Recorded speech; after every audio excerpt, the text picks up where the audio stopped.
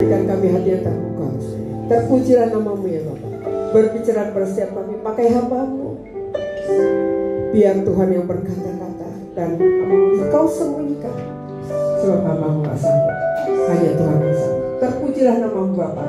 Dalam nama Tuhan Yesus kami berdoa. Amin. Mari kita angkat Alkitab kita sama-sama, kita deklarasikan.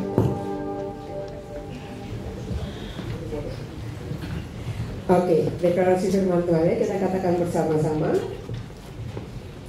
2, 3.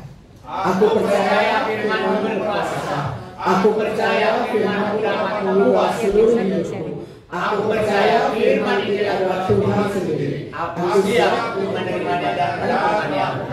Dalam nama Yesus. Amin. Shalom, silakan duduk Bapak. Shalom. Nah, ya. Hari ini saya ingin melanjutkan apa yang disampaikan oleh pembalap pembela kita lewat gembala tempat ini, ya, bicara tentang the year to arise and shine. Ya, tahun 2024 tema kita adalah the year to arise and shine. Amen. Jadi katakan bersama-sama, tahun 2024. Tahun 2024 adalah tahun untuk bangkit. Dan jadilah terang. Bilang sama kiri kanannya, kamu harus bangkit dan menjadi terang.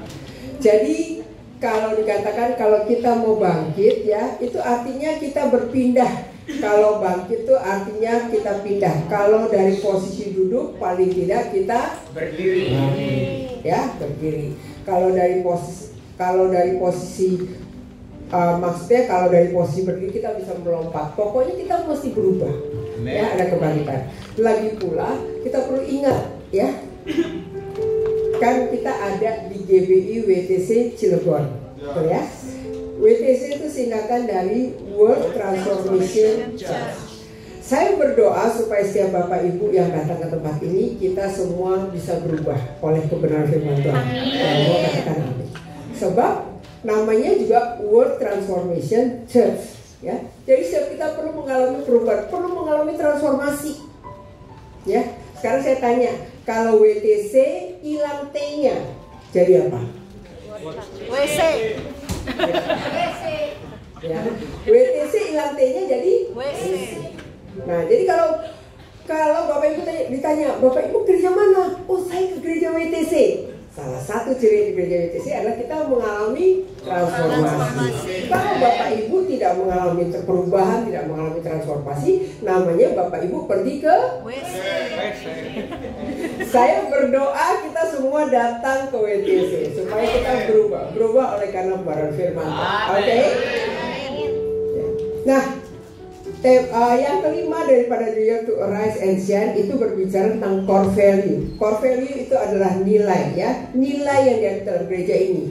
Jadi ketika Bapak Ibu datang ke tempat ini, kita perlu menyadari ada nilai-nilai yang dihidupi di gereja ini. Artinya kita berjalan sesuai dengan nilai-nilai ini, ya. Dan kalaupun ada di antara misalnya pengerja atau pelayan yang tidak mengikuti nilai ini, Bapak Ibu boleh memberikan masukan. Kenapa? Karena kita adalah keluarga, ya. Gereja ini adalah keluarga, jadi kita saling bangun. Ada 6 nilai di dalam GBI WTC, disingkat dengan kata guidelines, ya. Nah, guidelines, jadi GUIDELINES, ya, itu untuk mempermudah. Guidelines, garis penuntun. Nah, apa sih nilai itu? Ya, apa nilai itu? Ya, kita bicara nilai yang kedua hari ini tentang unity. Nah, sebelum kita bahas tentang unity, kita perlu memahami apa sih sebenarnya nilai itu. Sorry, kecepatan Pak. Ya, bisa cepat ya. Balik dari awal Pak. Hari ini bukan kan? Nah, bukan. Kok bisa cepet banget sih? Bukan. Slide yang nilai adalah belum.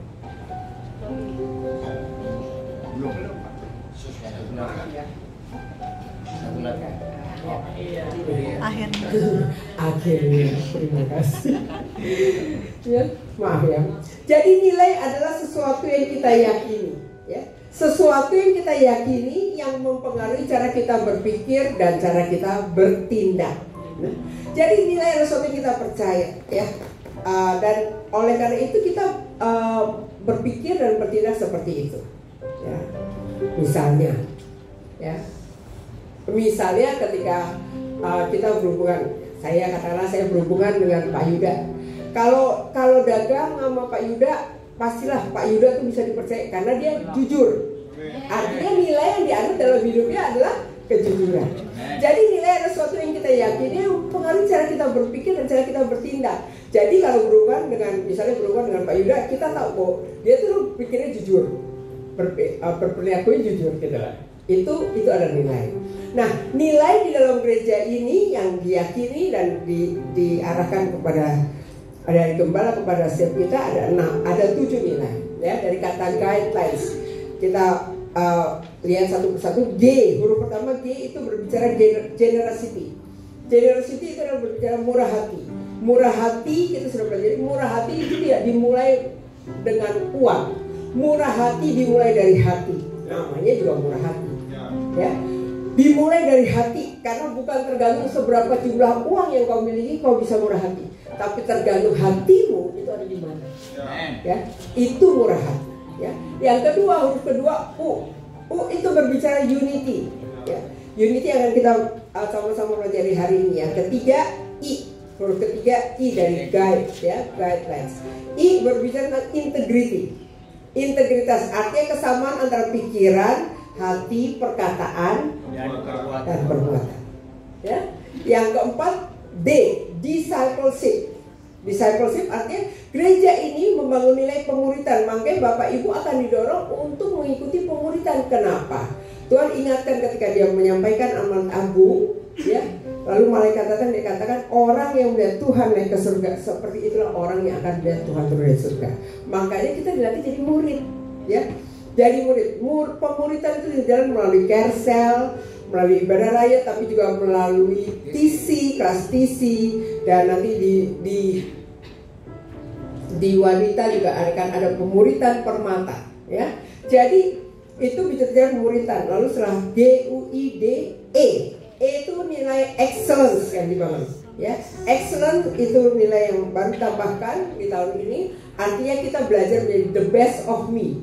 Bukan the best dari semuanya, tapi the best of me, ya. Jadi tidak dibandingkan dengan orang lain, tapi kita menjadi yang terbaik dari versi diri kita.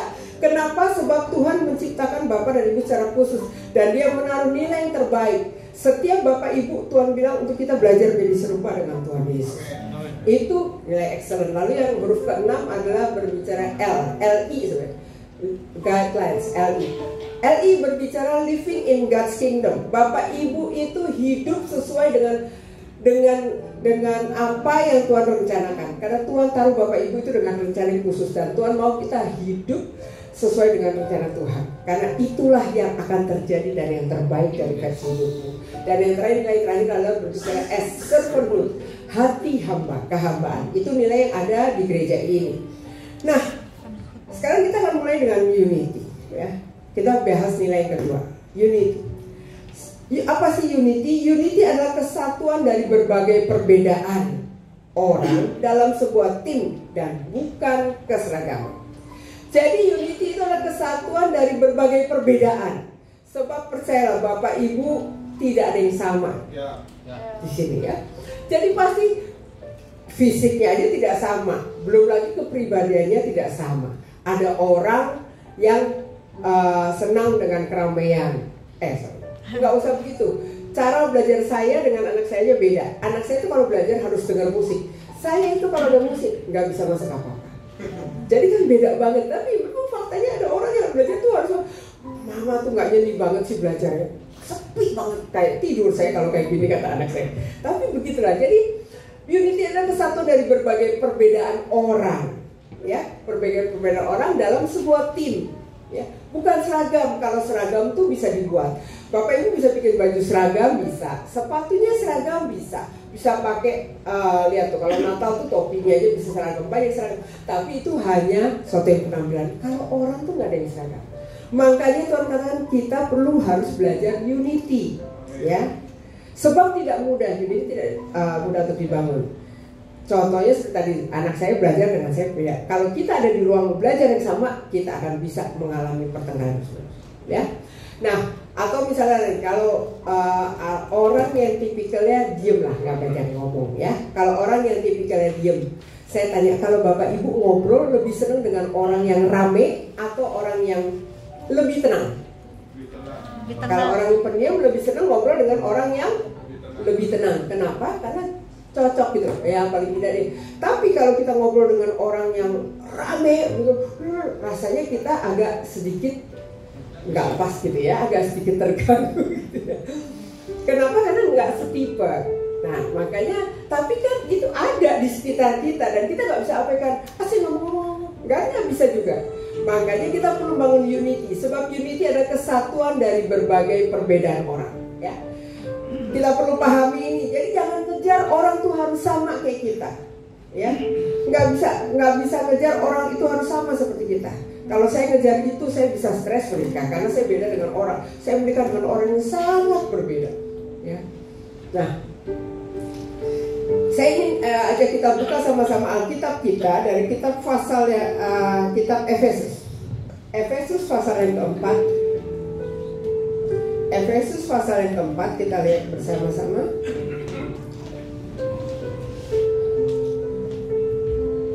Ayat yang ke-6 dan 7 ya. Efesus 4 ayat dan 7 saya bacakan.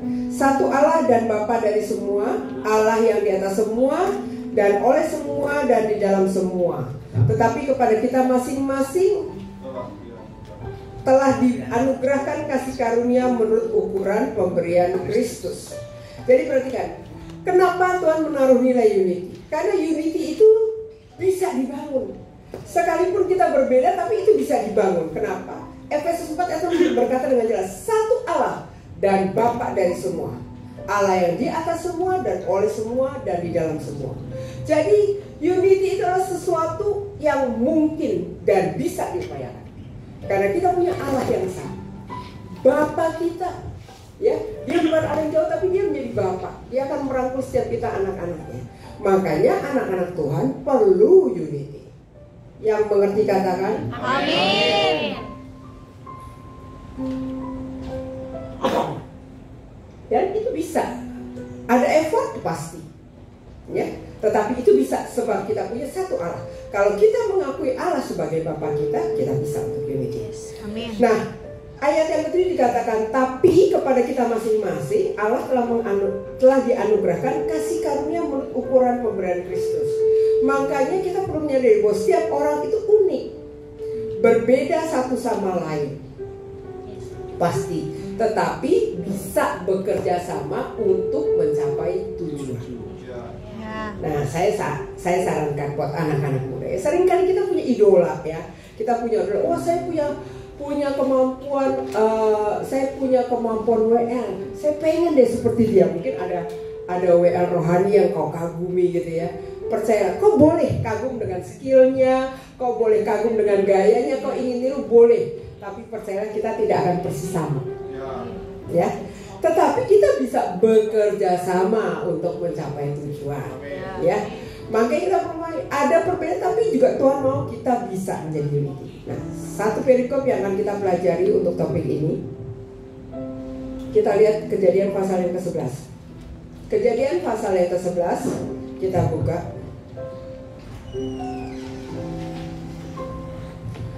Apa judulnya di situ? Kejadian pasal 11? Menara Babel. Oke. Kita akan baca bersama-sama Kejadian pasal 11 ini. Kita baca mulai ayat yang ketiga sampai dengan ayat yang ke-7 ya. Kita baca ayat yang ketiga sampai dengan ayat yang ke-8, sorry. Ayat 3 sampai ayat 8. Saya baca ayat ganjilnya, Bapak Ibu tolong baca ayat genapnya ya. Kejadian pasal 11 ayat 3 sampai dengan ayat 8. Bapak Ibu boleh baca dan secara lengkap, tapi sekarang kita baca ayat 3 sampai ayat 8 aja. Mereka berkata seorang kepada yang lain, marilah kita membuat batu bata dan membakarnya baik-baik. Lalu bata itulah dipakai mereka sebagai batu dan tergala-gala sebagai tanah liat. Juga kata mereka, marilah kita dirikan bagi kita sebuah kota dengan sebuah menara yang puncak puncaknya sampai ke langit. Dan marilah kita cari nama, supaya kita jangan tersera seluruh bumi. Lalu turunlah Tuhan untuk melihat kota dan menara yang didirikan oleh anak-anak manusia itu. Dan Dia berfirman, mereka ini satu bangsa dengan satu bahasa semuanya. Ini barulah permulaan usaha mereka. Mulai dari sekarang, apapun juga yang mereka rencanakan, tidak ada yang tidak akan dapat terlaksana. Baiklah kita turun dan mengacaukan di sana bahasa mereka, sehingga mereka tidak mengerti lagi bahasa masing-masing. Demikianlah mereka diserahkan Tuhan dari situ ke seluruh bumi, dan mereka berhenti mendirikan kota itu. Perhatikan ya, Kejadian 11 ayat yang pertama itu dikatakan ya, adapun seluruh bumi itu satu bahasanya dan satu logatnya, ya, satu bahasa dan satu logat, ya. Jadi kemudian dikatakan di dalam ayat lain dikatakan mereka satu bangsa dengan satu bahasa. Bapak Ibu, kalau kita punya bahasa yang sama ngomongnya enak kan, gitu kan ya. Kalau orang Sunda ngomong bahasa Sunda sama orang Sunda itu kan loncer lah, gampang lah, gitu ya, gampang. Ya. Tapi kan repot kalau kita punya bahasa yang nggak sama, gitu kan ya. Bapak Ibu pernah nggak punya pengalaman? Ya, di beberapa daerah mungkin Bapak Ibu pernah ke daerah, gitu ya. Yang di sana orangnya tuh ngomongnya bahasa daerah banget gitu loh. Lalu kita cuma bisa bahasa Indonesia.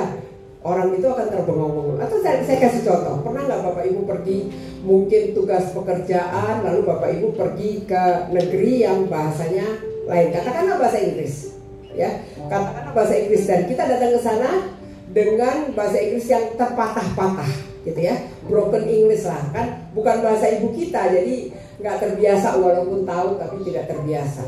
Kemudian Bapak Ibu ketika duduk pagi lalu sarapan ditanya gini, what would you like to have for your breakfast? What would you like to have for your breakfast? Lalu kita bengong. Mau makan pagi aja kok repot ya, ditanyain apa gitu ya. Lalu kalau kita nggak ngerti, biasanya kita akan tanya gitu, jawabnya apa? Yes. Atau ya paling bagus supaya lebih keren dikit, thank you gitu kan ya. What would you like to have for your breakfast? Lalu jawabnya yes. Atau thank you. Orangnya akan bengong gitu. Lalu tanya, okay, so what do you choose? Yes. Kira-kira nyambung nggak? Enggak. Jadi kalau disajikan yang salah jangan marah ya. Karena bahasanya nggak nyambung. Nah, perhatikan ya. Alkitab berkata dengan jelas, Kejadian pasal 11 ayat yang ke-6 ya. Mereka ini satu bangsa dengan satu bahasa untuk semuanya. Ini baru permulaan usaha mereka, ya. Jadi mereka ini satu bangsa dengan satu bahasa, itu berbicara lebih daripada sekedar keseragaman. Ini sama, berarti mereka unity gitu ya. Dan Tuhan berkata, apapun juga yang mereka rencanakan, tidak ada yang tidak akan dapat terlaksana.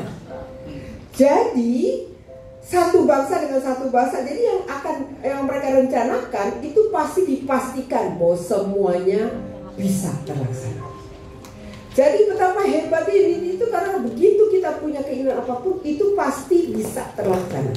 Berapa banyak Bapak Ibu yang di tempat ini kau berkata, kalau saya punya keinginan, saya pengennya jadi gitu. Siapa Bapak Ibu yang kalau punya keinginan pengennya jadi? Saya. Atau Bapak Ibu kalau punya keinginan nggak kepingin jadi? Siapa yang punya keinginan tapi biarin aja lah keinginan, biar lewat keinginan, tapi nggak kepingin jadi? Ya itu sangat membuang waktu gitu ya. Jadi kalau kita punya keinginan, kita punya harapan, itu kita sangat ingin itu jadi. Jadi perhatikan, kalau kita lihat ya di dalam Kejadian pasal yang 11 ayat yang tadi dibaca ya, itu berkata mereka dari ayat 3 mereka bilang mereka punya rencana, marilah kita membuat batu bata dan membakarnya baik-baik. Sudah berhasil bikin batu bata, sudah jadi belum ada, mereka sudah berhasil bikin tel untuk menggadaikan bata itu. Lalu ayat yang keempat berkata, marilah kita dirikan bagi kita sebuah kota dengan sebuah menara yang puncaknya sampai ke langit, dan marilah kita cari nama. Ya, jadi begitu mereka gampang berbuat apa jadi karena mereka satu bahasa. Jadi bahasa itu merupakan komunikasi antar manusia, betul kan? Ya. Entah bahkan orang yang tidak bisa berkata-kata pun bisa menggunakan body language. Jadi bahasa itu merupakan komunikasi antar manusia.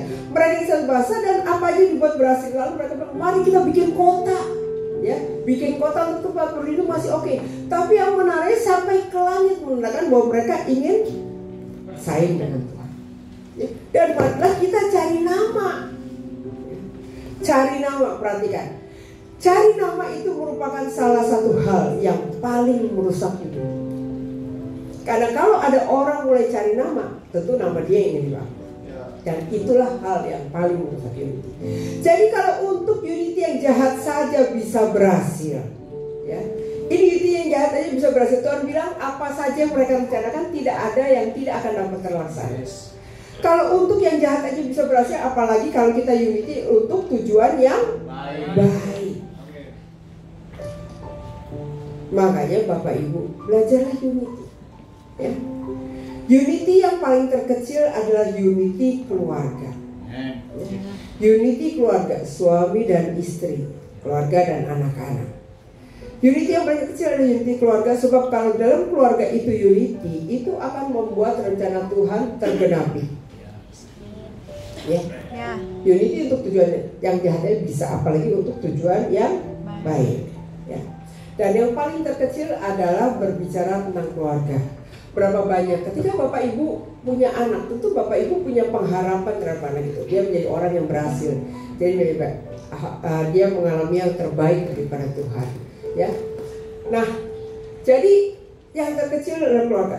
Maka kalau kita ingin rencana Tuhan digenapi dalam keluarga kita, ya, suami istri perlu berdoa bersama-sama. Bapak Ibu perlu punya mesbah keluarga, ya. Kenapa? Karena lewat mesbah keluarga kita bisa membangun kesatuan roh dan kesatuan hati. Dan rencana Tuhan itu bisa tergenapi, ya. Doronglah bagaimana anak-anak bisa sebagai anak bisa meneladani teladan, bisa memastikan, ya, bisa memastikan bahwa dia punya teladan dalam hidup kerohaniannya kalau kita tidak melatih dalam mesbah keluarga, ya. Jangan ketika anak kita, bentar lagi dia udah mau sekolah dan dia akan sekolah di luar kota, di luar negeri. Kalau gitu kita cepat-cepat bangun keluarga.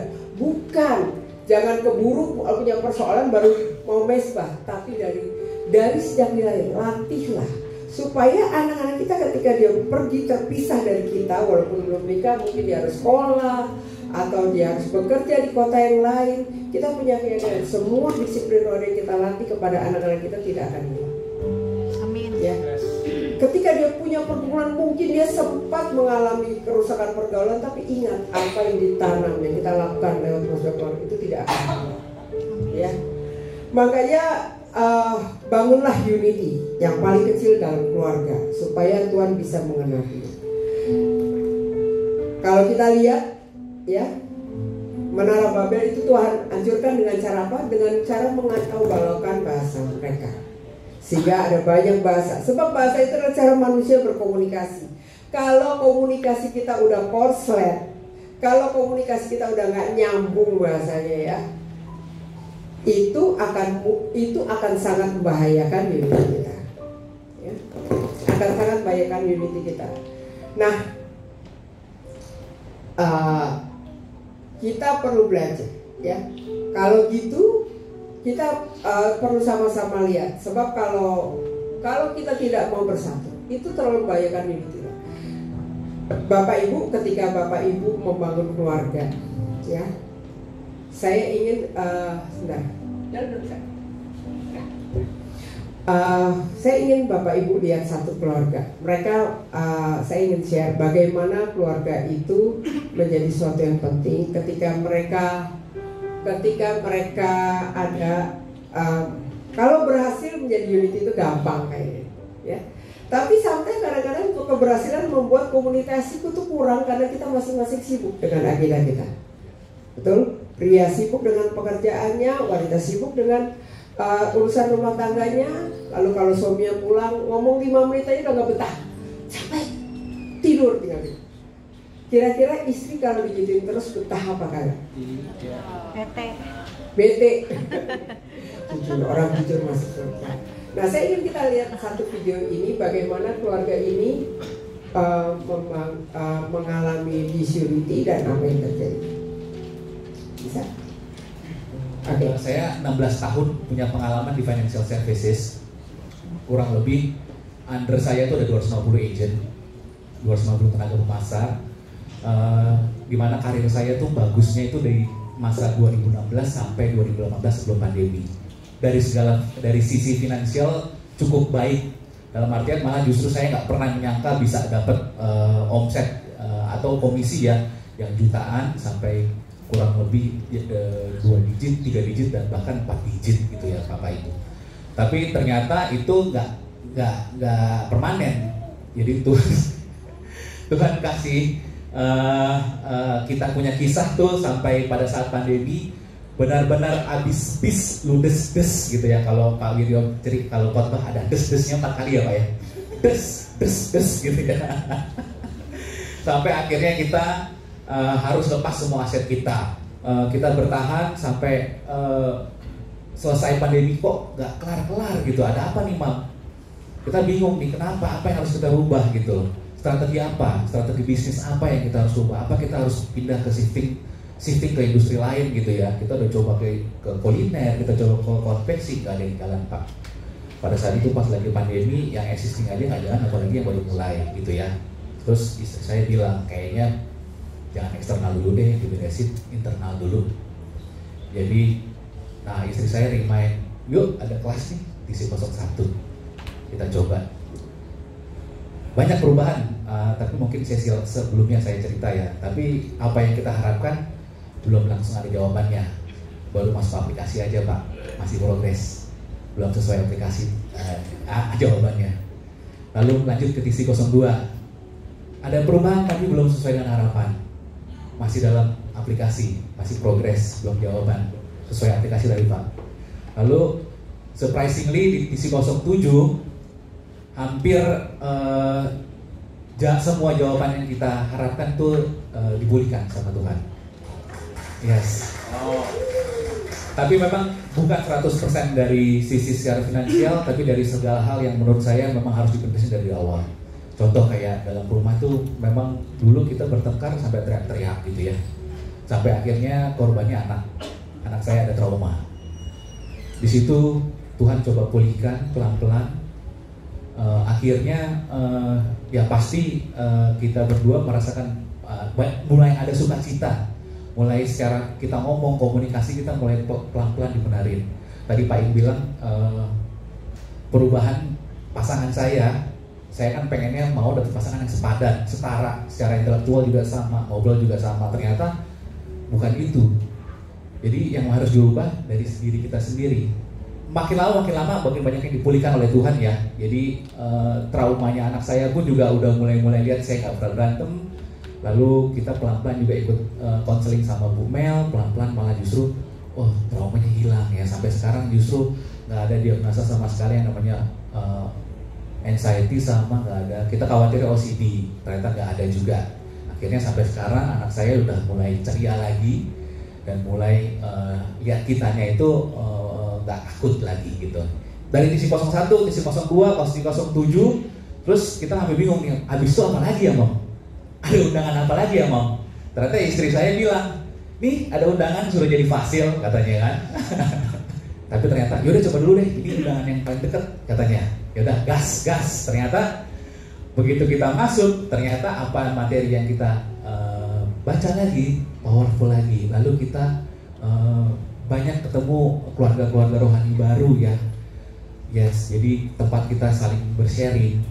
Ya ini terakhir gitu ya, saya bisa tolong kamu untuk ikuti si 7.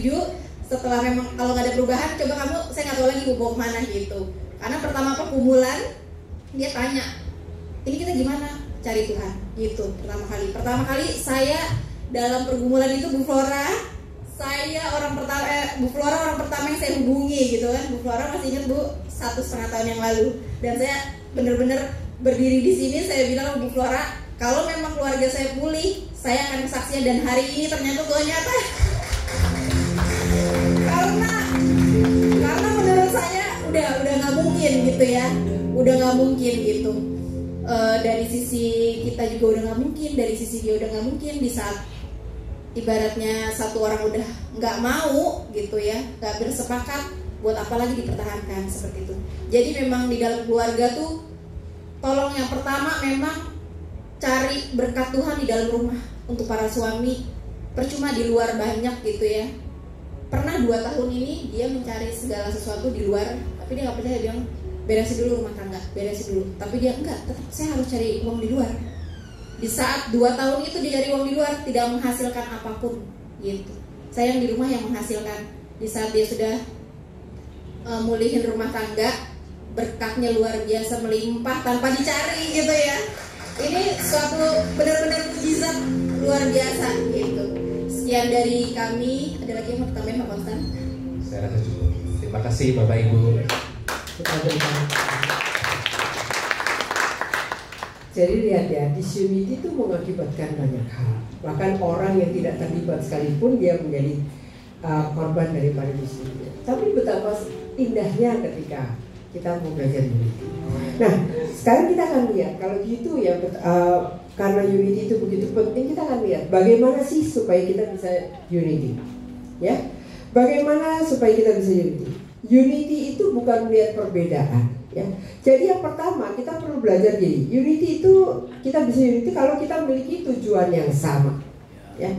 Amos 3 ayat 3 itu berkata, berjalankah 2 orang bersama-sama jika mereka belum berjanji? Ya. Kalau 2 orang belum berjanji biasanya sulit untuk berjalan bersama-sama. Tapi kalau kita memiliki tujuan yang sama, maka unity itu mudah dilakukan. Chris, boleh tolong saya, Chris? Ya. Nah, thank you ya. Nah, satu waktu misalnya saya janjian ya sama Chris. Kebetulan kita sama-sama perempuan, kita dua-duanya senang fashion, ya. Nah, saya bilang, Chris, kita cari baju yuk bareng-bareng. Nah, asik kan, gitu ya. Nah, kita ke Serpong ya, Chris. Gitu. Terus saya bilang sama Chris, yuk kita ke Serpong, ya. Kalau kita sama-sama ke Serpong kan tujuannya sama, kita bisa jalan sama-sama, ya. Begitu kita sampai Serpong kan, di Serpong kebetulan mulai banyak. Saya bilang, saya mau ke Ayon ya Grace ya, saya mau cari. Lalu kalau Grace mau kemana Grace? Saya mau ke Alam Sutra aja. Udah sampai Serpong, sampai Serpong saya mau ke Ayon, dia mau ke Alam Sutra. Ayo Grace ke Ayon aja, lebih gede enggak. Terus Alam Sutra. Ayon. Alam Sutra. Ayon. Alsut. Terus ini masih bisa tegang nih. Kita coba mau tapi nggak bisa lama-lama terus dan kita terpisah, kita akhirnya tidak jadi beli baju yang sama karena kita kepala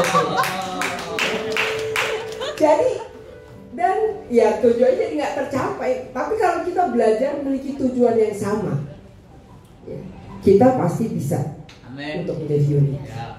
Ya. Makanya satu hamba Tuhan berkata gini, selama memiliki tujuan yang sama, unity mudah untuk dilakukan. Itu tidak menjadi sesuatu yang berat. Tapi ketika tidak lagi tujuan sama, mulai dengan ketegangan dan akhirnya harus terpisah. Seorang hamba Tuhan Tony Hart berkata, unity is one entity with one body and one purpose. Ya, jadi kesatuan adalah sebuah, ini soalnya bahasa Indonesia terbatas ya. Kesatuan adalah sebuah kesatuan dengan satu tubuh dan satu tujuan. Jadi betapa pentingnya kita berada pada tujuan yang sama.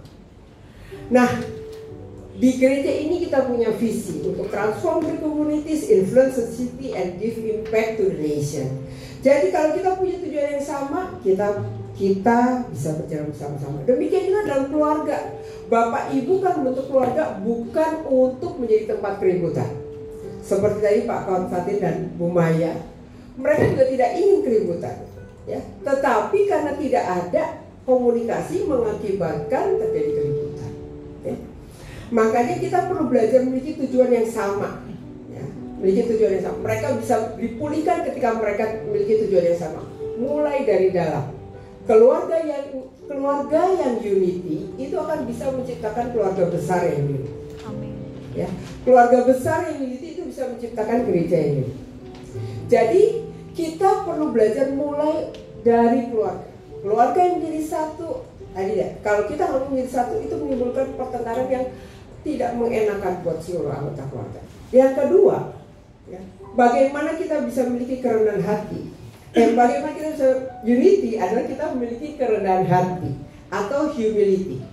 Kita memiliki kerendahan hati atau humility. Sebab Efesus 4 ayat yang kedua berkata dengan jelas, hendaklah kamu itu selalu rendah hati, lemah lembut, dan sabar.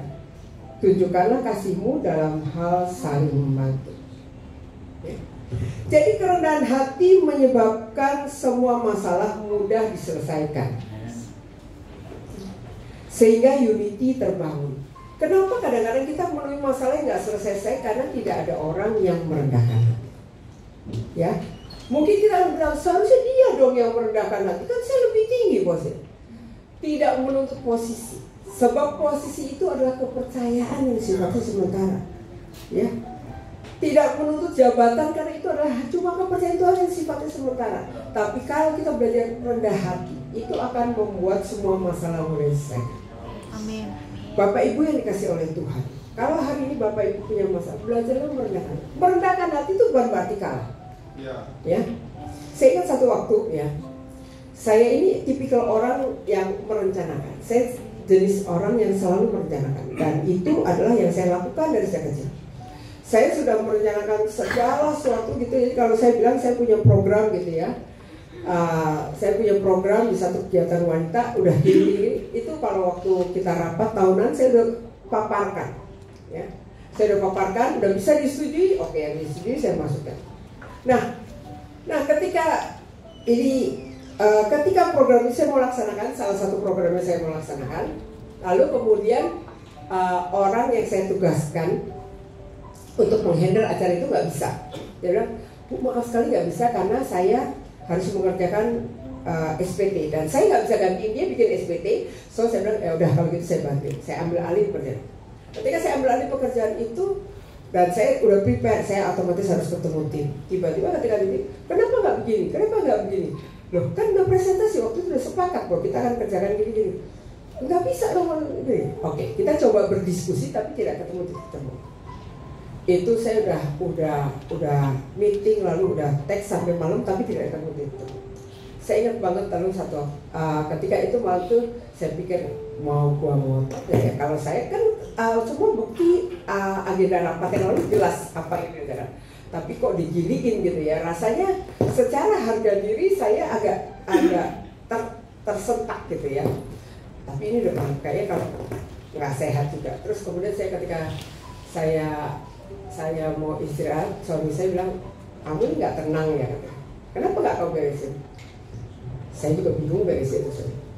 Terus suami saya tahu saya sedang selek, terus dia, mesti kau beresin? Enggak lah, kayaknya saya takut saya tambah emosi. Suami saya bilang, kamu ini kan tim gitu kan ya, dan kamu ini kan anggota dari tim itu. Kalau atasanmu nggak setuju, ngalah aja.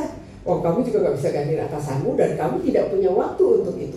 That is not the priority in your life gitu loh. Prioritas kamu bukan di pelayanan itu, prioritas kamu di lain. Tapi ini saya sedang mengambil alih pekerjaan, tim saya nggak bisa. Jadi saya ambil alih, saya tolong. Ya udah kamu ngalah aja. Oh gitu ya. Terus saya bilang, ya udah saya tenangkan diri. Terus besoknya saya jawab sama teman saya ini yang satu tim. Dia satu di atas saya yang begitu saya ngomong apa dilawan, itu saya ngomong apa dilawan. Oke Bu, saya kerjain seperti yang Ibu mau. Ini kan pelayanan wanita, jadi semuanya wanita. Saya pikir, wah ini orang kayak gak dengerin, tapi ya udah. Atau suami saya ngalah, udah saya ngalah. Dan itu menolong. Begitu saya bilang saya ngalah, itu langsung hati saya langsung damai. Ya. Dan ketika ada terjadi konflik berikutnya, saya juga bisa menerima. Nah, demikian juga di dalam keluarga. Kita perlu sadar bahwa mengalah itu akan membawa damai. Benar-benar membawa damai. Mother Teresa itu dia pernah berkata demikian. Only humility will lead us to unity. Yeah. And unity will lead us to peace. Kalau Bapak Ibu ingin mengalami hidup yang damai, belajarlah untuk rendah hati. Rendah hati akan membawa unity. Nah, Bapak Ibu yang dikasih oleh Tuhan, kita bisa belajar unity dari mana? Dari keluarga. Saya menikah dengan seorang pribadi yang benar-benar berbeda dengan saya. Ya, sangat berbeda karena dia orang yang people oriented dan saya orang yang bekerja. Seperti saya bilang, saya tuh tipikal orang yang merencanakan. Jadi setiap hari kalau saya sebelum beraktivitas, saya udah nyusun nih agenda di kepala saya. Hari ini saya akan kerjakan 1, 2, 3, 4, 5 apa yang saya perlukan untuk bekerja. Jadi saya tuh sudah punya manajemen waktu setiap hari. Dan karena saya punya manajemen waktu, saya rencanakan, saya buat berhasil. Dan saya tipikalnya orang yang work alkoholik lah boleh dibilang ya. Jadi kalau saya udah punya rencana diri, saya akan kerjakan begitu. Saya akan fokus pada saya kerjakan lalu selesai. Makanya lebih banyak berhasilnya daripada tidak dari sisi pekerjaan. Beda dengan suami saya. Ketika nah kemudian ketika kami pelayaran, dia minta saya nata jadwalnya. Ketika saya nata jadwalnya, ya saya coba kerjakan seperti yang saya lakukan karena itu jadi kebiasaan saya dari dulu. Jadi saya pikir saya oke aja saya bisa. Nah begitu dia bilang, nah bedanya adalah dia bukan tipikal yang kalau kerja bisa fokus. Bagi dia orang lebih penting daripada pekerjaan. Jadi kalau dia lagi mau kerjain sesuatu, mau masuk ruang kerjaan dia lalu ketemu orang, dia jangan bisa ngobrol dengan orang itu. Kan misalnya aktivitas dia katakanlah dimulai jam 9 gitu ya. Jam 9 dia harus ada janji di kantor. Lalu misalnya dia jam 9 harus kantor kan kira-kira harus berangkat sekitar setengah 9. Tapi jam 8 dia belum persiapan pribadi, ya, belum sarapan, tapi masih ngutrek ngobrol sama orang di telepon. Wah, itu bisa bikin saya gelisah. Padahal masih jam 8, tapi dia masih telepon, belum persiapan pribadi, harus berangkat gitu. Saya kan gitu kan karena dia gitu. Terus mandi berangkat gitu. Lah, yang ngerjain dia, tapi karena saya nggak agenda nanti jam 9 ada berikut. Jadi setiap kali dia mau aktivitas, saya yang senewan. Kenapa? Karena saya ngatain. Lah kalau dia batal, nanti ini telat tambahin kan jadi setiap kali itu bikin saya senewan. Dan saya hari itu lelah banget ngurusin supaya dia mengerjakan tugas. Karena saya nata agendanya. Jadi, wah itu benar-benar melelahkan. Lalu kalau misalnya lalu nanti dia akan bilang, kamu jangan nata jadwal ini. Nah kalau repotnya karena saya lelah gitu ya, pikiran saya lelah. Kalau saya dikritik tugas saya merasa diri saya dikritik. Baru dia kasih masukan, tapi saya merasa diri saya dikritik. Kenapa? Karena saya tipikal orang yang cenderung agak perfeksionis dalam pekerjaan. Jadi kalau dia kritik misalnya, dia kasih masukan dalam pekerjaan, saya merasa diri saya yang dikritik. Itu beberapa tipikal orang perfeksionis. Ya mungkin ada yang mirip dengan saya. Jadi saya setiap kali dia bilang, kamu mesti jangan ini. Oh langsung saya bilang, belum selesai dia ngomong. Oh jadi kamu nggak seneng ya dengan yang saya kerjakan? Langsung gitu. Kamu nggak seneng? Kalau gitu nggak usah. Jadi langsung ngambek gitu bawaannya. Nah itu saya alami dan itu membuat lelah hidup saya. Kemudian saya berpikir, tapi kok begini ya? Kok saya nggak ngalami kemajuan dalam hidup saya pribadi? Terus saya pikir, wah kan nikahnya bukan untuk bertengkar ya Tuhan. Kadang-kadang malam tuh saya hampir desperate, nggak ada, saya kan kadang-kadang bukan untuk bertengkar. Terus Tuhan ingatkan, kamu dong belajar berubah. Gimana berubah? Karena saya merasa dirinya selalu disalahkan. Karena kalau pekerjaan kan saya hampir selalu berhasil. Jadi kalau dikritik itu kayak merasa diri disalahkan. Terus kamu dong yang berubah. Terus satu waktu Tuhan kasih cara, gimana ya supaya saya bisa berubah. Nggak bisa dengan tiba-tiba berubah. Tapi satu waktu Tuhan ingatkan ini, diam. Jadi kalau misalnya, nah kebetulan kan suami saya karena people oriented lebih banyak ngomong, itu yang saya bilang rame daripada saya. Jadi setiap kali kalau misalnya saya kejar-kejar dia, lalu saya mulai tegang gitu ya, nanti dia kasih masukan, saya setiap hari itu saya bilang, oke saya bilang diam, udah nggak ngomong apa-apa. Kalau ngomong kan saya marah kan, karena merasa diri. Jadi saya belajar diam, lalu dia ngomong apa ya kan otomatis karena saya diam dia nggak akan terlalu panjang gitu. Lalu ketika saya udah tenang, saya mikir apa ya? Oh ternyata, jadi saya lebih agak waras gitu ya. Saya lebih agak waras untuk mencerna apa yang dimasukkan saya. Dan itu mengubah hidup saya. Itu mengubah hidup saya. Sejak hari itu saya bilang, oh ternyata dia itu beri masukan untuk hidup saya. Jadi bukan untuk saya, karena saya istrinya. Saya disayang sama dia, tapi dia berusaha untuk supaya saya menjadi lebih baik. Sejak hari itu, ketika saya belajar menerima kritikan, hidup saya berubah. Saya bisa makin hari makin baik. Saya tidak menjadi terlalu tegang, karena setiap persoalan saya bisa diskusikan. Dan itu menolong hidup saya. Ya, kita itu bisa berubah kalau kebentur persoalan. Kalau nggak kebentur persoalan kan kita nggak berubah. Tapi kita bisa berubah ke arah lebih baik. Makanya jangan pernah takut kalau ada orang misalnya kasih masukan, karena itu akan membuat kita belajar rendah hati, dan rendah hati itu akan menghasilkan unity. Unity itu akan membawa kita mengalami damai. Dalam banyak hal lain gitu ya, misalnya lain-lain. Ini bicara soal pengaturan uang, ya. Kita dulu waktu itu dua-duanya sama-sama kerja. Saya punya uang, dia punya uang, tapi kita biasakan akhir tahun kita kumpulin berdoa bersama. Oke. Kemudian kamu misalnya dipercayakan uang, sebagian dipegang suami saya, sebagian dipegang saya. Nanti saya itu tipikal orang yang sudah saya bilang gitu. Jadi saya kalau misalnya, nah repotnya gini, akhir bulan dari uang yang dikasih kepada suami saya tanya, uangmu segitu banyak kok habis ya? Kamu pakai apa aja? Oh, dia lupa tuh semua.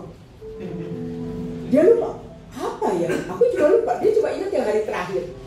Lah kan repot. Hari terakhir ya saya cuma buat bel di bensin kan, sedangkan uangnya rasanya banyak sekali bagi saya. Sementara saya punya catatan tanggal 1 saya pakai apa, 2 tanggal 3. Lah kan beda kan? Jadi dia lupa. Lah kalau begini terus kan lama-lama dikasih sedikit, dikasih makin banyak, kan lupa semua kan nggak repot, kayak nggak ada pertanggung jawabannya. Akhirnya kita belajar. Oke. Sekarang kita caranya bukan berbagi, kita nyusun anggaran, lalu saya amplopin mana yang menjadi bagian dia pegang, tapi kan udah per amplop lebih simpel. Ya jadi kalau habis yang ini habis, ya itu memang itu misalnya area transportasi beli bensin dan tol sebagai memang dipakai buat itu memang segitu. Dan saya juga nggak perlu marah-marah, nggak saya tanya kan kamu kemarin ngisi bensin berapa liter, waktu tanggal 5 ngisi bensin berapa liter, kan itu nggak perlu, yang penting itu memang buat transport. Tapi itu menjadi hidup saya juga lebih tenang, nggak perlu kesel gara-gara dia nggak tahu pengeluaran buat apa gitu, ya. Jadi makanya kita perlu belajar mengenal rendah hati seorang kepada yang lain. Jangan merasa karena suami lalu istri harus tunduk apa aja mesti. Kita belajar orang yang waras saja yang bisa ngalah. Hanya orang waras yang bisa. Ya. Makanya kita perlu belajar menjadi orang yang bisa mengalahkan. Itu melatih kita menjadi selalu berwaras. Ya. Terima kasih. Nah, yang ketiga, bagaimana kita bisa unity adalah seperti tadi yang saya baca, Efesus 4 ayat 2, tunjukkanlah kasihmu dengan nyata dengan saling membantu atau saling menolong. Ya, saling bantu atau saling menolong. Jadi jangan pernah lihat jangan kalau kita kebentur konflik jangan lihat masalahnya, carilah jalan keluarnya. Kadang kita perlukan kan jalan keluar. Kalau masalah diungkit terus akan selalu punya persepsi yang berbeda. Tapi carilah jalan keluarnya, ya. Nah, suami saya itu adalah orang yang punya problem dengan pencernaan. Jadi dia perlu makan pada jam yang tepat dengan makanan yang tepat. Nah, banyak kali di dalam pertemuan itu ya, kalau misalnya kita punya jeda pendek, satu waktu kita ikut konvensi doa di Singapura. Lalu kita punya jeda pendek, saya bilang yuk kita pulang, kamu udah waktunya makan sebentar lagi. Lebih baik kita pulang, kamu bisa istirahat lalu makan siang sebelum sesi berikutnya. Nanti ada pleno di berikutnya, kamu pulang. Yuk. Itu saya nginep cuma begini. Saya ikut konvensi di sini, kita tuh nginep kira-kira di gedung sebelah. Kebayangkan cuma berapa jaraknya gitu kan? Cuma turun lift, lalu ke sebelah, gitu kan ya? Itu jalan dari sini sampai ke sebelah sono, ya. Itu kalau sama suami saya, tipikalnya, itu bisa 1 jam. Kenapa? Bukan karena dia merangkak, tapi karena begitu di jalan bilang, "Shalom Pak Wiryo," gitu kan? "Shalom Pak Wiryo," "Shalom." Itu ngobrol sebentar, nanti baru jalan. Sampai saya jawab, "Ayo jalan." Tapi yang ngomong dia, jadi saya bisa terus nanti dia ingat ada jalan. Terus nanti semua teman Shalom Pak Wiryo ngobrol lagi. Jadi jalan dari sini ke sebelah itu 1 jam. Nah terus sampai sana, terus sampai sana dia bilang, "Itu sakit ya mah, aku perlu makan." Nah iya, kenapa tadi udah dijauh-jauh, maksudnya karena udah jamnya makan, tapi dia udah gak bisa makan karena bagi dia ngobrol sama orang lebih penting. Dia lupa bahwa tujuannya pulang adalah makan, bukan ngobrol. Jadi setiap itu dia bilang, "Kamu ingetin saya, kita punya kode gitu ya, kalau misalnya ayo karena kamu dia tahu bahwa saya itu tidak pernah saya akan minta tolong dia untuk cepat kalau udah jamnya makan." Nah, tapi saya juga ketolong sama suami saya. Dengan tipikal saya yang terlalu detail, saya ketolong banget. Jadi misalnya gini, Kalau misalnya setahun sekali kita punya rencana liburan, karena kita udah tinggal berdua, pasti setiap tahun saya bikin rencana liburan sama anak mantu cucu gitu kan ya. Nah, kan setiap orang punya usulan.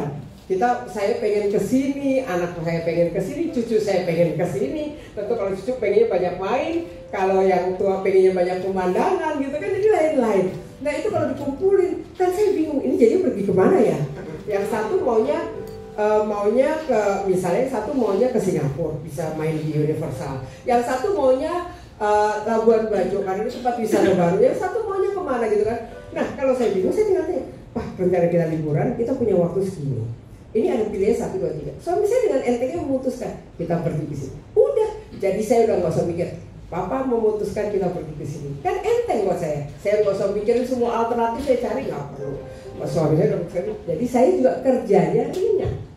Begitulah kita belajar saling membantu. Jadi jangan pernah perbedaan. Jadi ketika suami saya memutuskan beda dengan saya, nggak perlu berdebat gitu. Kamu sih nggak mau ngertiin saya gitu. Saya kan pengennya nggak perlu berdebat, udah mutusin. Kalau semua pengen di ngertiin kan nggak bisa. Gitu. Tapi itulah kita belajar untuk saling membantu atau saling menolong. Banyak hal untuk diputuskan ketika pokoknya kalau saya cari keputusan datang kepada suami saya itu enteng kan ya. Misalnya memutuskan pelayanan ini dikerjakan atau pelayanan ini, nah dia akan menolong saya, kamu yang ini. Udah, saya yakin karena saya yakin dia memutuskan dengan benar. Kenapa? Karena dia sayang saya. Gitu. Jadi dia pasti memutuskan dengan benar. Even kadang-kadang harus aduh aku rasanya nggak sanggup ya gitu. Tapi dia pasti akan memutuskan dengan benar. Yang keempat, bagaimana kita bisa unity adalah memelihara kesatuan roh oleh ikatan damai sejahtera. Jadi usahakanlah membangun hubungan yang menimbulkan damai sejahtera. Kalau hubungan itu tidak menimbulkan damai sejahtera, ya jangan dilanjutkan. Sebab kita perlu melihara kesatuan roh oleh ikatan damai sejahtera. Kitab Efesus berkata dengan jelas bahwa kesatuan roh itu sudah ada.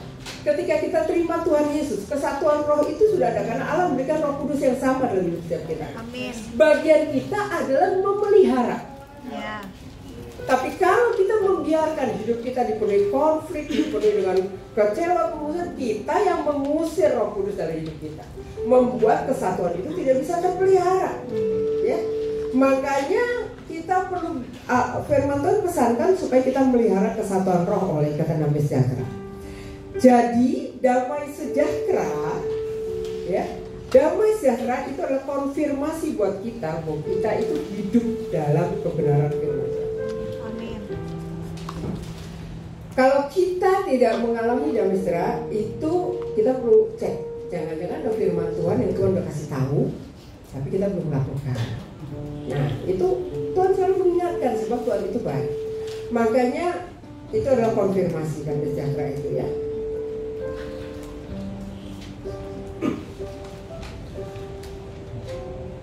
Nah, jadi kita perlu menyadari bahwa unity itu adalah pekerjaan Roh Kudus. Karena dikatakan peliharalah kesatuan roh oleh ikatan damai sejahtera. Jadi sebenarnya unity itu adalah pekerjaan Roh Kudus dalam timur kita. Ya, kalau kita menjadi unity itu adalah pekerjaan Roh Kudus. Makanya apa yang menyebabkan unity kita dengan Tuhan rusak, itu juga yang merusak unity kita dengan orang lain. Wow. Hal apa yang bisa menyebabkan unity kita dengan Tuhan rusak? Dosa. Sebab Allah tidak bisa kompromi dengan dosa. Kalau kita membiarkan dosa ada dalam hidup kita dan kita tidak selesaikan, itu akan membuat unity kita dengan orang lain juga itu. Lalu hal lain, misalnya egois, ya, egois. Seperti yang tertulis dalam Kejadian, malah kita cari nama. Kalau kita egois, itu akan membuat unity dengan sama juga rusak. Atau ketidaktaatan. Tidak taat kepada rencana Tuhan. Misalnya Tuhan bilang, apa yang harus kita lakukan, ya, ampunilah seorang akan yang lain. Nah, tapi kita tidak mau taat, udah diingetin peristiwanya apa untuk diampuni. Tapi kita nggak mau taat satu orang lain. Itu juga akan membuat unity kita, otomatis kita akan mengalami hubungan yang slack dengan Tuhan. Ada halangan. Karena tiap kali doa diingetin itu. Tuhan mau, tapi Tuhan akan terus ingetin itu sampai kita selesaikan. Nah, itu akan membuat unity kita dengan orang lain juga rusak.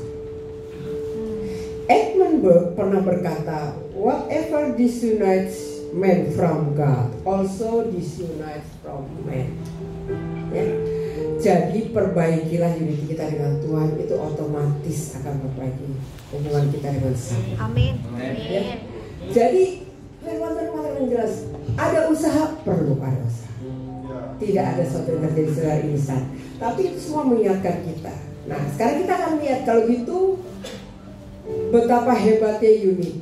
Kalau gitu kita akan lihat apa sih akibat daripada unity. Akibat daripada unity kita akan lihat. Yang pertama adalah doa kita terjawab. Matius 18 ayat 19 berkata, jikalau dua orang daripadamu sepakat minta apapun juga, maka permintaan mereka akan dikabulkan oleh Bapa. Jadi dua orang yang sepakat siapa? Suami dan istri. Ya, itu supaya doa kita dijawab. Ya, kalau Bapak Ibu hari-hari ini mengalami banyak doamu belum terjawab, coba perhatikan, sediakan waktu ya untuk berdoa bersama. Tadi Pak Konstan dengan Bu Maya cerita bagaimana mereka kita mulai dari internal yuk. Ya, semua usaha sudah dilakukan, nggak ada. Mulai dari internal, mulai dari berdoa bersama. Ya, berdoa bersama. Mulai dari siapa? Apakah suami yang mulai atau istri yang mulai? Yang waras mulai. Yang waras mulai. Ya. Kalaupun rasanya nggak mau, ya kita mulai berdoa. Ya. Saya ingat satu waktu ketika suami saya bergumul untuk proyek yang Tuhan suruh untuk menyediakan tanah 12 hektar. Saya ingat ketika itu Bapak Ibu pasti tahu pergumulannya bahwa dia mengalami hal yang tidak mudah. Ya, untuk membayar tanah yang 1,2 T tapi hanya dibayar kira-kira 50 M dan tambah pergumulan yang bikin hampir depresi 6 bulan gitu kan ya. Tapi saya ingat banget ketika dia pulang itu pasti wajahnya menunduk. Dia bingung karena udah dikeluarkan uang banyak tapi sertifikat nggak bisa masuk. Dan itu uang jemaat. Memang kita nggak pakai tapi kan bingung bagaimana pertanggungjawabannya. Ya. Nah terus setiap kali, tapi dia tahu banget itu disuruh Tuhan. Tapi dia bingung bagaimana pertanggungjawaban. Itu rasanya kalau bahasanya kayak kalau orang Jawa bilang lengan gitu ya. Jadi dia bisa bengong gitu, bingung mikirkan. Saya ingat setiap kali dia pulang, saya nggak bisa nolong nggak banyak karena saya juga nggak terlalu dalam persoalan itu karena saya nggak terlalu tahu apa yang dipikirkan dan saya tahu kalau saya cari itu saya pasti akan terus, apalagi saya detail banget orangnya. Jadi saya pilih tidak terlibat. Tapi saya ingin menolong suami saya. Apa yang saya lakukan? Setiap kali dia pulang dia tertunduk, saya sediakan minum, makan. Saya nggak ngomong apa-apa. Saya nggak ngomong, biarkan dia dengan pikiran sendiri. Nanti kalau dia udah selesai gitu, saya bilang, kamu mau saya temani doa? Jadi, itu yang bisa saya lakukan. I can do it. Saya nggak bisa berbuat apa-apa lagi gitu. Ya, saya cuma bisa bilang, kamu mau saya temani doa? Ya. Ayo. Dan itu yang saya lakukan. Ya, saya cuma menemani dia berdoa dan doa itu dia nangis, dia ngadu sama Tuhan dan Tuhan memberikan hikmat. Tapi kan paling tidak dia punya kekuatan untuk terus berdoa dan ada yang mendampingi. Ya, jadi kalau kita ingin dan Tuhan menjawab lewat hikmat, Tuhan menolong dan itu apa yang tidak mungkin bisa Tuhan buat. Jadi kalau Bapak Ibu punya persoalan saya terlalu berat untuk tembus, belajar untuk ini. Karena kita akan mengalami jawaban doa. Apapun yang kita alami. Mungkin kau punya bisnis yang hampir mati, ya. Mungkin kau punya kekecewaan terhadap orang lain yang hampir membuat hidupmu tidak bisa lagi mendengar arahan Tuhan, tuntunan Tuhan. Belajar untuk ini, ya, karena supaya doamu dijawab. Yang kedua, hasil daripada unity dikatakan seperti yang kita baca dalam Kejadian 11, apa saja yang dilakukan itu pasti berhasil. Apa saja yang dilakukan pasti berhasil, ya. Makanya kita perlu ikuti, ya. Apa yang dilakukan pasti berhasil. Tadi kita dengar kesaksian Pak Konstan dan Bu Maya. Waktu mereka bertengkar, ya, mereka berteriak-teriak. Orang kan kalau bertengkar kan susah dibilangin. Satu jawab keras, dua-duanya sedang tidak waras, gitu kan ya. Lalu ya yang waras harus ngalah duluan, begitu. Supaya apa yang dilakukan berhasil. Jadi kalau kita punya persoalan, jangan ngotot dengan pendapat. Jangan ngotot dengan pendapat. Ya. Tapi kita belajar mengenai unity. Mana enak unity? Dia nyakitin saya kok, dia ngomongin. Ini nggak bicara. Kalau bicara persoalannya tidak akan pernah selesai. Tapi mari kita lihat tujuannya. Ya. Demikian juga setiap bidang pelayanan, apakah itu bicara pelayanan doa, bicara pelayanan di cancel, lihatlah tujuannya. Jangan sibuk dengan perkaranya, karena itu sebuah event saja dari sepanjang umur kehidupan kita. Itu adalah sebuah peristiwa dan banyak peristiwa itu supaya kita menjadi dewasa. Ya, dan lihat ketika mereka kesaksian tadi menyebutkan ketika mereka sepakat, ketika mereka belajar bersama-sama, ya, itu Tuhan bisa buat berhasil. Ya. Tuhan bisa membuat apa yang mustahil. Ada banyak kesaksian dengan ketika suaminya usahanya lagi bangkrut, lalu belajar berdoa bersama-sama. Ada banyak kesaksian keluarga mereka ketika pandemi tidak bisa bayar, lalu hutang itu makin bertumpuk, apa yang bisa dilakukan? Berdoa bersama. Apa yang mustahil Tuhan bisa jawab. Ya, jadi apa yang tidak mungkin Tuhan bisa datangkan. Sometimes Tuhan tuh punya banyak source, ya. Tuhan tuh begitu punya banyak source untuk bisa menolong menyelesaikan hidup kita. Bagi Tuhan tidak peduli soal kita sudah sampai minus sekalipun. Ingat satu waktu ketika bangsa Israel berperang dengan Midian, Yonatan itu dengan bujangnya bisa mengalahkan membunuh 300 orang Midian.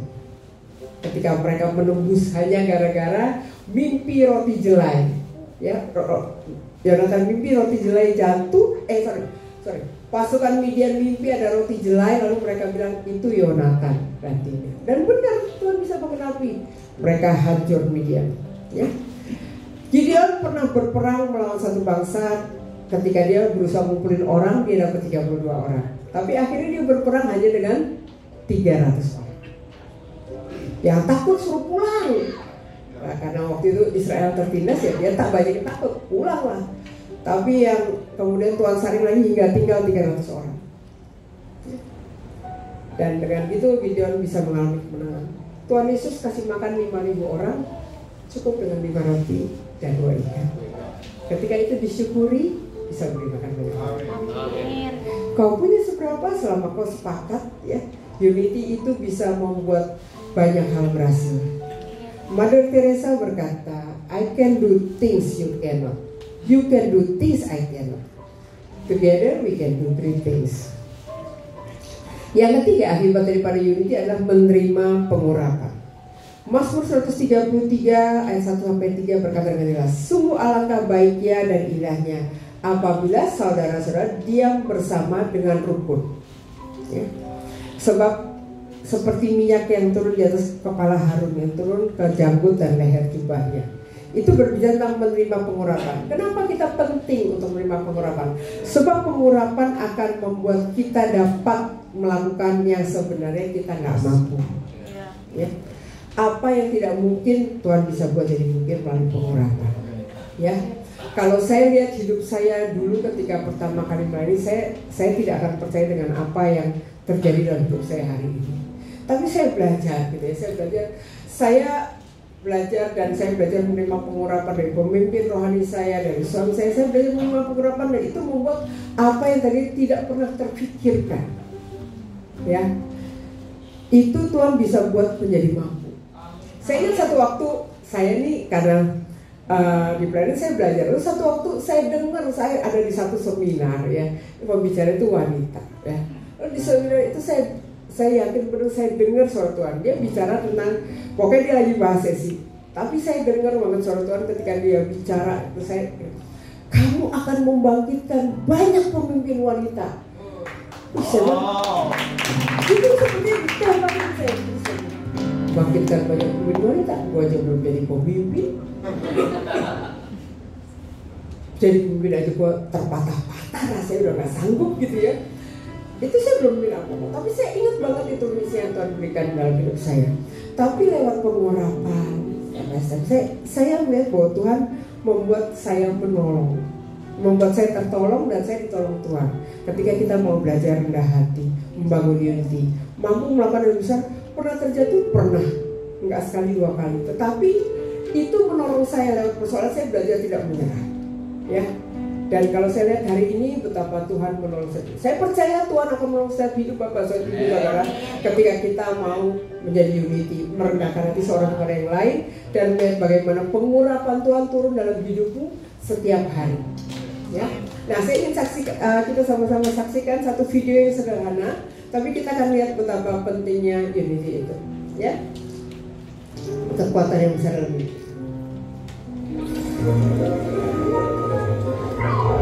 Ini kepiting nih, kepiting di tepi pantai.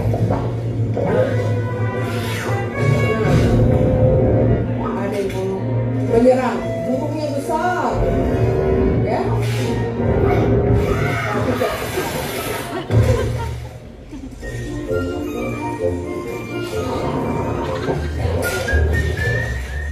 Burung sebesar itu kalah karena kepitingnya bersatu.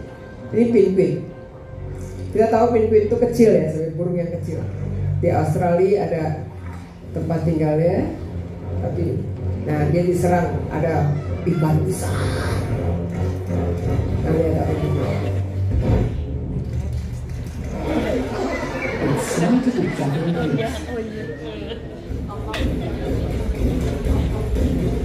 Semut ya, semut binatang yang paling kecil.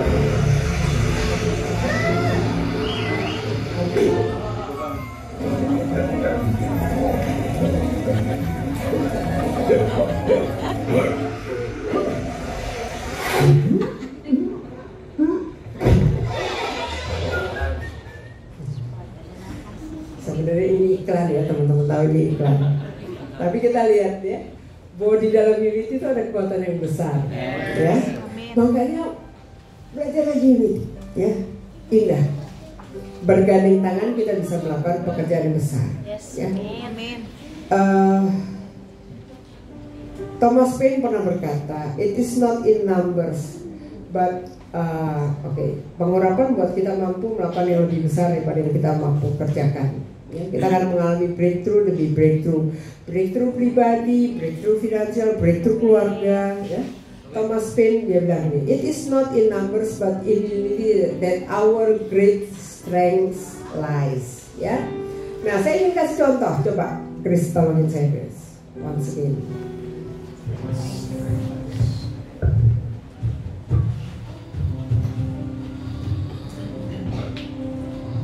Nah, anggaplah di meja ini tersedia berkat Tuhan yang besar. Nah, Chris di sana, saya di sini. Ya, tapi kita ini sibuk dengan diri kita masing-masing. Seberapa yang kita bisa raih? Kita hanya bisa raih seberapa tangan kita sebesar-besarnya. Ya. Kita sudah berusaha sebesar-besarnya, tapi kita cuma bisa mencapai segini. Ya. Dan semua berkat Tuhan cuma wes lewat. Kenapa? Karena kita cuma bisa mencapai segini. Grace sudah berusaha, dia juga cuma mencapai segini. Tapi perhatikan, kalau kita mau belajar membuka tangan kita, tidak menutup diri kita, tapi membuka tangan kita buka. Lalu kita jadikan satu. Maka yang besar bisa kita raih. Kenapa kita kita tarik kembali. Dan berkat Tuhan sudah bisa kita angkat. Kita bawa ke rumah kita masing-masing. Amin. Ya, jadi kita perlu menyadari bahwa betapa pentingnya. Ada usaha, ada, karena kita tidak bisa terus kekepin apa yang kita. Kita belajar membuka tangan. Ya, belajar membuka tangan kita. Yang keempat, akibat daripada unity, kita akan diberkati Tuhan berlimpah-limpah. Sebab kalau kita rukun, kita unity, kesana Tuhan memerintahkan berkat.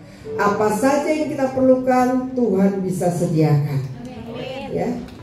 Nah, makanya kita perlu belajar. Jangan menghambat rencana Tuhan lewat. Makanya Bapak Ibu Saudara, mungkin Bapak Ibu berpikir apa yang bisa aku buat. Jangan melihat perbedaannya. Ya, Tuhan bisa sediakan apa yang kita perlukan sehingga terjadi sesuai dengan rencananya. Kalau jemaat semua, Helen Keller dia bilang begini, alone we can do so little, but together we can do so much. Ya. Kalau setiap kita bergerak sesuai dengan karunia yang Tuhan berikan dalam hidup kita, maka banyak masalah bisa diselesaikan. Belajarlah ambil bagian dalam setiap hal yang terjadi baik dalam gereja maupun di gereja. Dan saya mau berkata, Tuhan menyediakan yang terbaik. Bahkan engkau akan ditambahkan dengan pengurapan yang berlimpah-limpah. Kau akan lihat kemampuanmu Tuhan tambahkan. Ya, skillmu, keahlianmu, ya, talenta itu Tuhan bisa tambahkan ketika kita mau belajar dengan Unity. Kenapa? Pengurapannya akan menyertai dan membawamu naik. Naik bukan karena manusia, tapi naik karena pengurapan yang Tuhan berikan dalam hidup kita. Ya, mari saya ajak kita semua tunduk kepala, kita berdoa.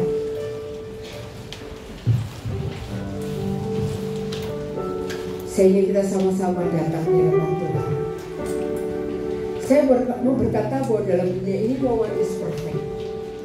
Semua orang bisa berbuat salah. Sebab kalau kita sudah perfect, kita ada di surga. Dan sampai bahkan orang yang paling dekat kepada kita itulah yang bisa menyakiti kita, yang bisa memproses kita. Tapi bukan untuk kita terluka, tapi untuk kita mengenali bahwa itu berbeda. Dan lewat perbedaan itu kita bisa bekerja bersama-sama untuk mencapai Tuhan.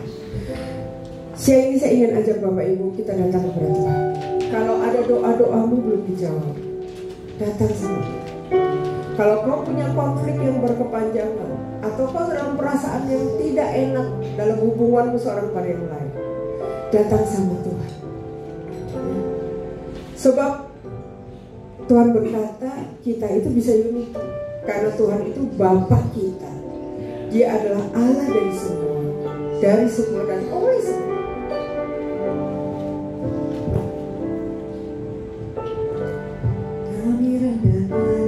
Semua kita berdoa, hanya tim yang depan yang menyanyi. Bawa hati kita kepada Tuhan, bawa hidup kita kepada Tuhan. Saling melengkapi tubuhmu seperti badan Yesus adalah. Kalau kau tidak bisa mengalami damai sejahtera daripada Tuhan, ini pesan Tuhan. Jadilah bukti nyata dari kasih-Mu. Sebelum kami pergi memberitakan kasih-Mu, mulailah dari kami lebih dulu. Ya Tuhan, mulailah dari kami lebih dulu. Kita nyanyikan sama-sama refnya.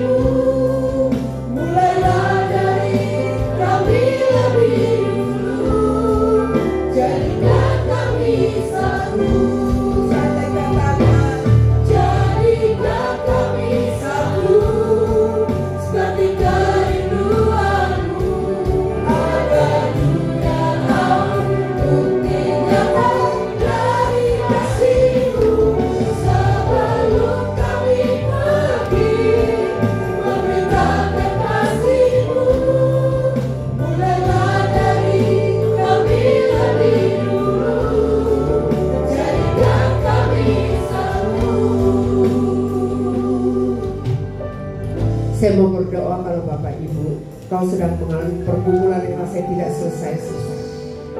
Kau punya kerinduan untuk doamu dijawab. Kau boleh angkat tanganmu. Atau Bapak Ibu yang sedang mengalami konflik dalam relasi, saya mau berdoa. Sebab kalau kita di unity itu akan mengusir semua berkat yang Tuhan sudah sediakan. Tapi kalau kita mau menjadi unity, Tuhan menyediakan berkat itu bukan hanya bicara materi. Berkat itu berbicara damai sejahtera, bicara semua channel network yang Tuhan bisa bukakan, bicara semua hal yang Bapak Ibu yang kau punya pergumulan, kau boleh angkat tangan. Saya mau berdoa, Tuhan kau melihat anak-anakmu yang mengangkat tangan di hadapanmu. Dengan kerendahan hati aku bawa Tuhan siap mereka kepadamu. Tuhan, aku berdoa Engkau sampaikan kepada Tuhan. Biar Engkau menjawab apa yang dipergulakan. Kau bukakan jalan. Kau bukakan. Berikan kami hidup. Berikan kami kerendahan. Tuhan, aku berdoa. Tolong setiap orang. Jangan ada yang lewatkan. Aku berdoa. Mulai hari ini ketika kami berkata, Tuhan, taruh kekuatan supaya aku bisa mau menjadi saksi. Aku rela. Aku rela. Tuhan, aku berdoa, pakai ini Tuhan. Dipermudah nama dalam nama Tuhan aku berdoa. Saya undang dengan penuh kasih setiap kita bangkit berdiri dan kita akan naikkan lagu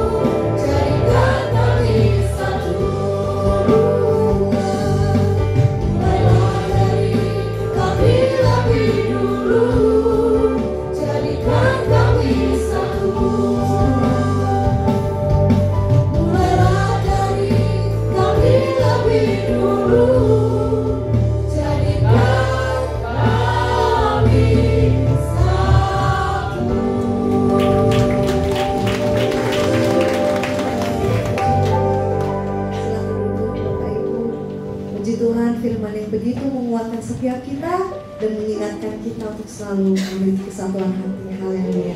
Terima kasih Bu Flora atas firman yang menguatkan setiap kita. Haleluya. Bapak Ibu yang terkasih, kita GBI